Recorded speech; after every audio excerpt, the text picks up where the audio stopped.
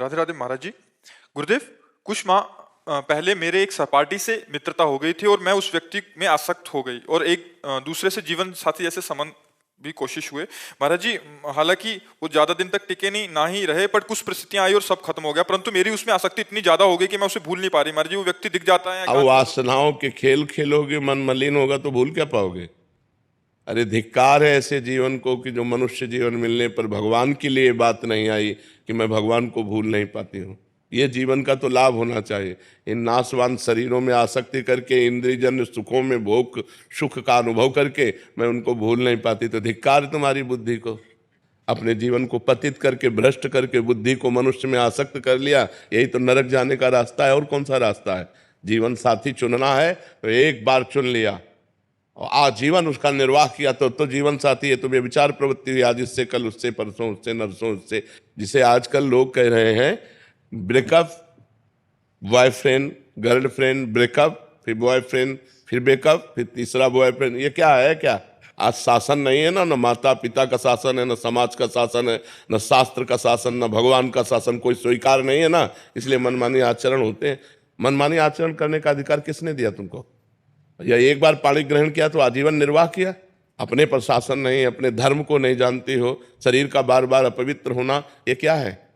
मन शरीर में लगा हुआ है, मन अपवित्र हो रहा है, पाप का खजाना बन रहा है। नरक जाओ, नरक भोगो, ये दुर्लभ मनुष्य देह का क्या लाभ मिला? आजकल यही प्रवृत्ति चल रही, तुम्हारी बात नहीं बच्चा, ये आजकल प्रवृत्ति यही चल रही है। ये कोई मतलब नई बात नहीं, यही प्रवृत्ति चल रही है। भगवान का नाम जप करो, जो संयम से रहो। अगर स्त्री शरीर है तो किसी एक पुरुष का एक बार वरण करो, आजीवन वरण करो। छूट जाए तो ब्रह्मचर्य से रहो, आजीवन ब्रह्मचर्य रहो। ये व्यभिचार प्रवृत्ति से नरक जाने का रास्ता होता है। त्रिविधम नरकस्येदम द्वारम नाशनमात्मनः कामः क्रोधा तथा लोभा तस्मादेत्ययं त्यजेत। ये तीन नरक के द्वार हैं, काम, क्रोध, लोभ। इन्हीं में जो फंसे हुए नरक जाना है, और क्या करना है? नरक की प्रवृत्ति करनी। भूल नहीं पाते, तुम्हें घृणा हो जानी चाहिए कि जिसके लिए मैंने शरीर समर्पित किया वो आदमी मेरा हो नहीं हुआ, तो वो भूलने योग्य है, वो घृणा करने योग्य है। नाम जप करो और सही रास्ते से चलो, नहीं तो किसी काम का मनुष्य जीवन नहीं रह जाएगा। हम कहते हैं दोस्ती करना पाप नहीं है, कोई भी किसी से भी दोस्ती करो, लेकिन दोस्ती गंदगी करना पाप है, व्यभिचार करना पाप है। ये क्यों करते हो? अगर आपको दोस्ती पक्की तो आजीवन निर्वाह करो, माता पिता का आशीर्वाद लो, देवताओं का अर्चन बंधन करो, ब्याह करो, एक साथ रहो, कोई बात नहीं, आजीवन रहो।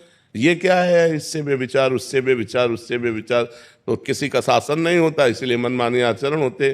कोई तुम्हारी बहुत अवस्था है क्या? ये मनमानी आचरणों से क्या होगा? अपने जीवन को खोखला करके नरक जाओ, नरक का रास्ता पुष्ट करो। इसलिए बच्चा सावधान, नाम जप करो और सावधान रहो, और भगवान का आश्रय लेकर के धर्म पूर्वक जीवन व्यतीत करो। मनुष्य जीवन ये दिव्य मिला है, इससे भगवान की दिव्यता प्राप्त करो। अब हम कहते हैं ठीक है, गृहस्थ में जाना है, गृहस्थ में जाइए, लेकिन किसी एक पुरुष का ऐसा वर्ण करो। देखो आजकल मनमानी चल रहा है। माता पिता वर खोजते थे, पंडितों से विचार किया जाता था, बड़े धर्म पूर्वक देवी देवताओं की आराधना करके ब्याह होते थे, आजीवन निर्वाह होता था। हमने कभी नहीं सुना डिवोर्स, गांव में कभी डिवोर्स नहीं सुना हमने। ये जो व्यभिचार प्रवृत्ति शुरू ना, गर्ल फ्रेंड और बॉय फ्रेंड और लिव इन रिलेशन, यहां से शुरू हुआ है डिवोर्स। नहीं, हमने कभी डिवोर्स नहीं सुना। आजीवन निर्वाह, क्योंकि माता पिता ने किया, देवी देवताओं का पूजन करके, शास्त्र के पंडित के अनुसार अग्नि के फेरे लेकर, तब कहीं वो धर्म से चलो। इस तरह के मनमानी आचरण कोई भी मत करो, नहीं तो पछताना पड़ेगा। संसार का बड़ा विचित्र स्वरूप है, होश में चलना चाहिए। आचार्य अखिलेश आनंद जी, हरिद्वार। राधा वल्लभ श्री हरिवंश महाराज जी। महाराज जी, हम सब कुछ जानते हैं धर्म क्या है, अधर्म क्या है, पर सब कुछ जानते हुए भी अधर्म और नहीं जानते हो, नहीं जानते हो। जानकारी उसे कहते हैं कि जब जान गए तो जय जाने जग जाए हेराए, जागे जथा सुपन भ्रम जाए। स्वप्न में जैसे हम जगे हुए होते, तो क्या जगे हुए होते हैं क्या? स्वप्न में हम क्रियाएं करते देखते हैं, और ऐसा थोड़ी लगता है कि मैं स्वप्न देख रहा हूं, ऐसा लगता है मैं जगा हुआ हूं। तो क्या वो जगा हुआ होता है क्या? वो अज्ञानी स्वप्न में अपने को जगा हुआ जैसे मानता है, तो जगा हुआ नहीं होता। ऐसे आप अज्ञान की धरा में हो और आप ये जानकारी कर रहे हो कि मुझे धर्म का पता है, मुझे अधर्म का पता है। जैसे अपने को जानकारियां जो कुछ हैं, जो उपलब्ध हो चुकी, वो प्रकृतिजन्य केवल बुद्धि तक है, आपके अनुभव में नहीं है। अनुभव में नहीं तो पता है। पूरा हलवा बनाने की प्रक्रिया आती है, लेकिन कभी बैठ करके बना के पाया नहीं, तो क्या फायदा? जिस जानकारी का प्रयोग ना हो सके वो जानकारी हमारी किस काम की? बात समझ रहे ना? इसका तात्पर्य हुआ कि हम अध्यात्म बल से कमजोर हैं। हम जानते हैं कि ये नहीं करना चाहिए, हम जानते हैं ये करना चाहिए, तो जो करना चाहिए वो कर नहीं पाते, जो नहीं करना चाहिए वो हम छोड़ नहीं पाते। ईमानदारी का विषय ये है। इसका कारण हमारे अंदर अध्यात्म बल की कमी है। हम अगर प्रशांतात्मा विगत भीर ब्रह्मचारी व्रति स्थित, अगर हम संयम से चलें, अपने अंतःकरण में निरंतर भगवत चिंतन करें, ब्रह्मचारी व्रत से स्थित हों और निरंतर परमात्मा चिंतन करें, तो अभी आ जाएगा। जो नहीं करना वो नहीं करना, चाहे प्राण निकल जाए, और जो करना है वो उत्साह संपन्न होकर के करना है। तो हमारे अंदर जो जानकारियां, उनका प्रयोग ना करने का जो हमारे अंदर असमर्थता है, वो अध्यात्म की कमी है। यदि हम खूब भगवान नाम जप करें, शास्त्र स्वाध्याय करें, ब्रह्मचर्य से रहें, पवित्र आहार करें, तो बहुत बढ़िया आ जाए, बहुत बढ़िया आ जाए, स्थिति बन जाए हमारी। और हम भगवत चिंतन रहित हैं, इसीलिए हमारे, तो इसलिए ये जानकारी होते हुए भी हम नहीं जानकार हैं। जानकारी अगर जितनी आपको जानकारी, अगर उसका प्रयोग कर ले तो आप ब्रह्म सिद्ध महापुरुष हो जाए। किसको जानकारी नहीं? जब गांव में लोग शव यात्रा करते हैं, बोले राम नाम सत्य है, सत्य बोलो मुक्ति है। इससे बड़ा और क्या ज्ञान होगा? इस ज्ञान से बड़ा और क्या ज्ञान होगा कि पूरे त्रिभुवन में अगर सत्य है तो भगवान का नाम सत्य है, और भगवान का नाम बोलो तो मुक्ति है। लेकिन वो बीड़ी पीते हुए लौटते हैं, उनको कोई मतलब नहीं कि क्या गा रहे, वो समझते हैं मरने वाले के साथ ये गाया जाता है, बस वो गीत गाते हैं, वो उसका भाव तो समझते नहीं है। इसलिए हमें सबको जानकारी है, अपने कल्याण भर के लिए सबको जानकारी है। सबको ही जानता है मरना है, सब देख रहे हैं एक दूसरे का मरना, सबको पता है यहाँ सब नासवान है, सबको पता है यहाँ से कोई कुछ लेके नहीं जाता। बस इतनी जानकारी काफ़ी है। अगर हम परमार्थ में चल दें और इतनी जानकारी हमारी पक्की रहे तो हम तो महात्मा बन जाए। लेकिन ये जानकारी ना जानकारी के अंतर्गत ही है। जैसे स्वप्न में जगा हुआ मानता हुआ भी वो सो रहा है, वो अपने को जगा हुआ मानता है, लेकिन जब जगेगा तो स्वप्न हट जाएगा। जगने की पहचान है, स्वप्न हट जाएगा। तो सच्ची जानकारी का मतलब है, धर्म की जानकारी का मतलब है, जेहि जाने जग जाए हेराई, जागे जथा स्वपन भ्रम जाई। जो जान गया तो उसके सामने से संसार ऐसे गायब हो जाता है जैसे स्वप्न का पूरा दृश्य जागने पर गायब हो जाता है। फिर दिखाई क्या देता है? सिय राम मैं सब जग जानी, करूं प्रणाम जोरी जुग पानी। तो हम अपनी जानकारी को सत्य बनाएं, हम अपनी जानकारी का प्रयोग कर सके, इसलिए खूब नाम जप करो और ब्रह्मचर्य का जरूर ध्यान दो। आज व्यभिचार परायण हमारी जनता हो रही है, जिधर देखो व्यभिचार का बोलबाला है। वो सब अपवित्र बुद्धि। अध्यात्म को धारण करने के लिए गृहस्थ में है तो उचित ब्रह्मचर्य, और विरक्त में है तो पूर्ण ब्रह्मचर्य। ब्रह्मचर्य के बिना, ब्रह्मचर्य जीवन की नींव है। ये आजकल नए नए सब जितने बच्चे हैं ना, गर्लफ्रेंड बॉयफ्रेंड हस्तमैथुन ये वो सब नष्ट किए दे रहे हैं अपने आप को। ये क्या है? मनुष्य जीवन का उपहास कर रहे हो, देव दुर्लभ मनुष्य जीवन का उपहास कर रहे हो। बड़े भाग मानुष तन पावा, सुर दुर्लभ सदग्रंथन गावा। साधन धाम मोक्ष कर द्वारा, पाई न जे परलोक संभारा। सो परत्र दुख पावई, सिर धुनि धुनि पछताए, काल ही कर्म ईश्वर मिथ्या दोष लगाए। इसलिए खूब नाम जप करो। जी। मोहित सेठी जी गुरुग्राम से। राधे राधे महाराज जी। श्री हरिवंश महाराज जी, पहले 25 वर्षों तक आर्थिक कठिनाइयों के कारण मैंने पढ़ाई और अब ऑफिस के काम को ही श्रेष्ठ कर्म मानकर अब तक जीवन बीता, बस इस आशा में कि परिवार को संभालूं। लेकिन जब से आपको गुरु स्वीकार किया तब से समझ आया कि जीवन का एकमात्र लक्ष्य भगवान को पूर्ण रूप से समर्पित होना है। महाराज जी, अब इस ओहदे पर पहुंच चुका हूं कि जहां रोज 13-14 घंटे काम करना पड़ता है और साथ में नाम जप में महाराज जी बहुत कठिनता आ रही है। केवल 1 ही घंटा दिन में दे सकता हूँ नाम को। महाराज जी, अभी मन में पीड़ा होती है, चिंता होती है, डर भी होता है। लेकिन 14 घंटा हर समय आप बोलते तो नहीं रहते ना, क्रियाएं भले कर सकते हैं, कोई भी क्रिया, और उसमें भी हमें मिनट सेकंड का तो समय मिलता है ना। उस मिनट सेकंड को राधा राधा राधा और पूरे के पूरे 14 घंटे भगवान को समर्पित कर देना। ये कर्म समर्पण हो जाएगा। वो भगवान, हृदय से भगवान के आश्रित हो, जो शेष समय मिले आपके 14 घंटे में, उसमें राधा राधा राधा राधा राधा राधा, उसमें नाम जप करो। और जो 14 घंटा के बाद 6 घंटा सोने में समझ लो, तो 14 6 कितने हुए? है 20 हुए तो 4 घंटे तो अभी बचे, वो 4 घंटे कहाँ दोगे? महाराज जी क्या होता है कि जैसे 13-14 घंटे काम कर रहे हैं रेगुलर, उसके बाद भी क्योंकि आदत ऐसी पड़ी हुई है कि उसी के बारे में सोचते रहते हैं कि उसको कैसे। नहीं, गलत बात, इसी को सुधारो। वो स्थायी चीज नहीं है। मरोगे तो ना ऑफिस जाएगी और ना ये सब कार्य जाएंगे तुम्हारे।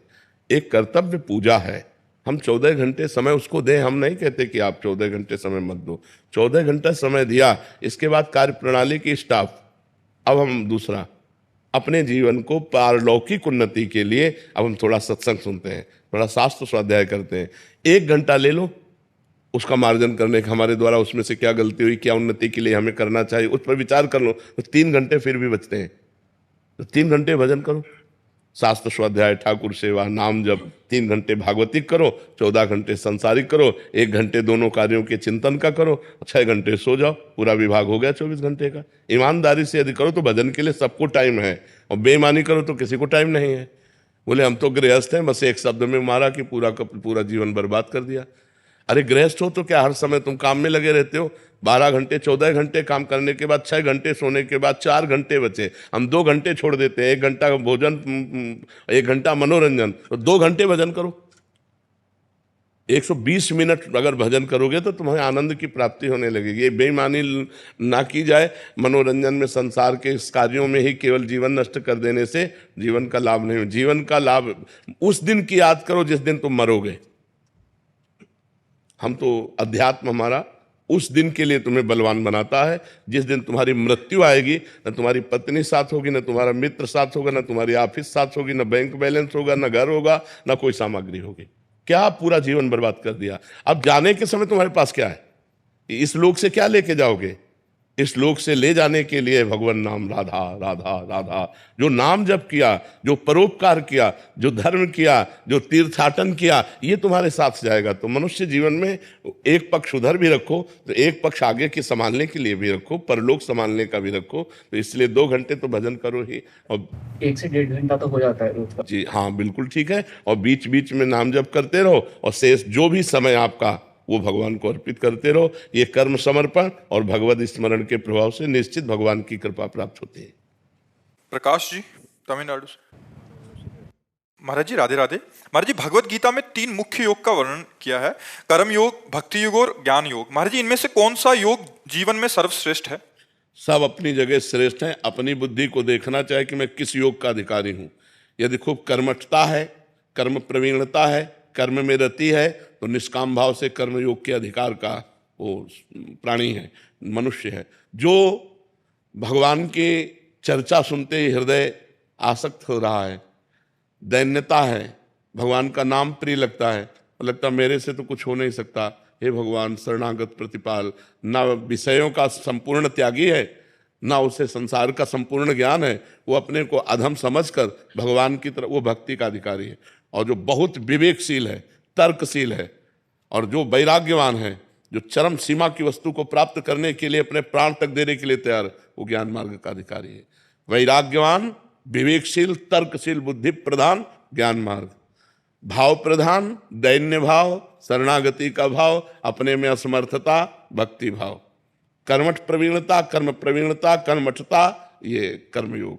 तो अपने को देखना चाहिए कि अपना भाव किधर है, कर्म प्रधान है या भाव प्रधान है या ज्ञान प्रधान है। जिधर हो उधर मार्ग भगवान ने, इसीलिए अलग अलग सबको एक मार्ग में नहीं चलाया जा सकता, और सबका फल एक ही है। परिणाम में सबका फल एक ही, संसार बंधन से मुक्त होकर आत्मस्वरूप में स्थित होना ज्ञान मार्ग, संसार बंधन से मुक्त होकर भगवान के प्रेम में डूबना भक्ति मार्ग, संसार संबंध से रहित होकर के परमात्मा स्वरूप में स्थित होना कर्मयोग।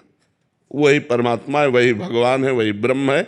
जो ज्ञानी लोग जिसे ब्रह्म कहते हैं, भक्त उन्हें भगवान कहते हैं, योगी उन्हें परमात्मा कहते हैं। तत्व एक ही है। समझ गए ना आप? ब्रिजेश कुमार जी, बिहार से। राधा वल्लभ जी। महाराज जी, श्री हरिवंश। महाराज जी, आपके चरणों में कोटि कोटि प्रणाम। महाराज जी, बचपन में से ये सुनते आ रहे हैं कि हम शरीर नहीं हैं, आज तक जान क्यों नहीं पाए कि अपने आप को आत्मा के रूप में देखना इतना कठिन? साधन, जब तक साधन नहीं करोगे तब तक नहीं। साधन करो, साधन करते करते साधन का अभिमान त्याग हो जाएगा, तब समझ में आ जाएगा। बिना भजन के बाद समझ में आ जाएगी। आपने पकड़ा है तो आपको ही छोड़ना पड़ेगा। जब आपको ज्ञान होगा तभी तो आप छोड़ सकते हैं। संसार ने आपको पकड़ा है क्या? नहीं। वस्तु, व्यक्ति, स्थान, संसार का स्वरूप ये जड़ है।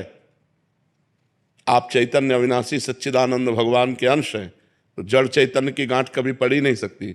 लेकिन आपका संबंध न संसार से था, न है, न रहेगा, पर आपने पकड़ रखा है, संसार ने आपको नहीं पकड़ रखा है।